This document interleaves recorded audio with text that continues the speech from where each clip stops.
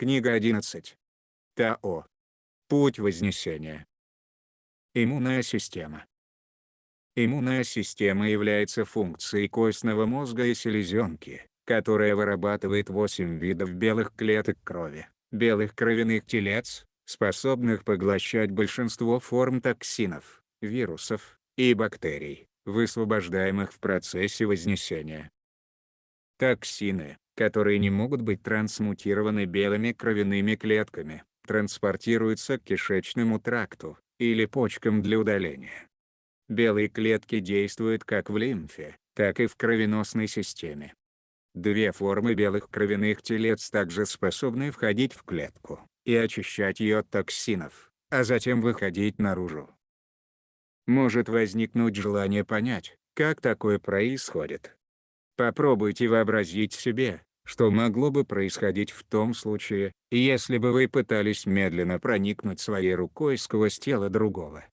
Молекулы синхронным образом смещали бы друг друга в сторону, чтобы позволить тому, что кажется твердым, проходить сквозь другую твердую массу. Аналогичным образом, молекулы двух белых клеток крови, присоединяясь к инфицированной клетке в виде слияния или смешивания, удаляют ядовитое вещество, а затем выходит и трансмутирует токсин, переходя к следующей зараженной клетке. Многие интересуются вирусами иммунодефицита человека. ВИЧ и другие нарушения иммунной функции проявились в результате процесса иммунизации, вакцинации, породившего новый набор вирусов, которые атакуют иммунную систему. При заякорении кристаллической светокопии, белые клетки крови и другие иммунные функции особым образом модифицируются, что заставляет ВИЧ, СПИД, герпес и многие другие аутоиммунные вирусы прекращать нести разрушающее влияние на клетки. В таком случае, иммунная система способна сполна выполнять свою работу, в процессе которой должна поглощать и трансмутировать вирус иммунодефицита человека, или другие аутоиммунные вирусы.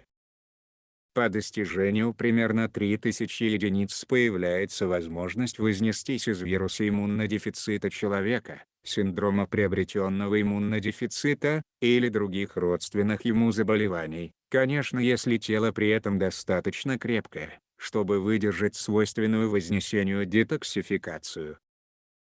Иммунная система кристаллической формы достаточно эффективна, чтобы сделать болезнь, даже насморк или грипп, опытом прошлого. В связи с этим, восходящие люди могут использовать грипп или простуду, насморк в качестве признаков, говорящих о том, что у вас имеет место чрезмерная токсичность, для преодоления которой потребуется усилить действие детоксификации.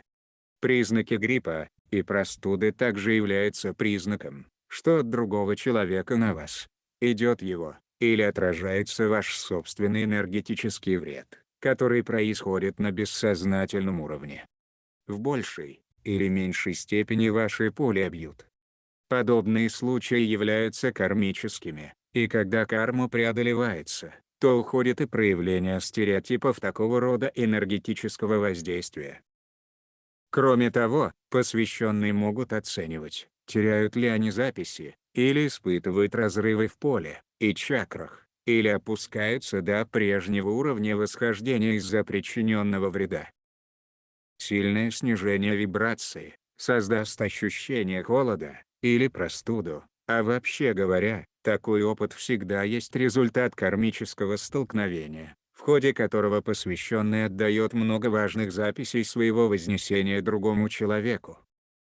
Прощением и намерением закройте карму и восстановите записи, и вы сможете воссоздать систему, вытаскивая себя из такого рода падения. Болезнь, если таковая имеет место, знак крайнего дисбаланса в вашем восхождении. Исследуйте дисбаланс и находящуюся за ним кармическую причину, и болезнь может рассеяться. Главным источником большинства болезней является кармическая причина, создающая отток жизненной энергии, или смещение эфирной энергорешетки, и поэтому, когда происходит высвобождение кармы, как следствие устраняются и механизмы, а энергетическая решетка вместо выхода наружу заново ткется в эфирном теле. Сейчас пришло осознание, что путем вознесения может быть излечено большинство болезней. Несомненно, так и есть, но при условии, что форма достаточно сильна, чтобы выдержать присущую вознесению детоксификацию.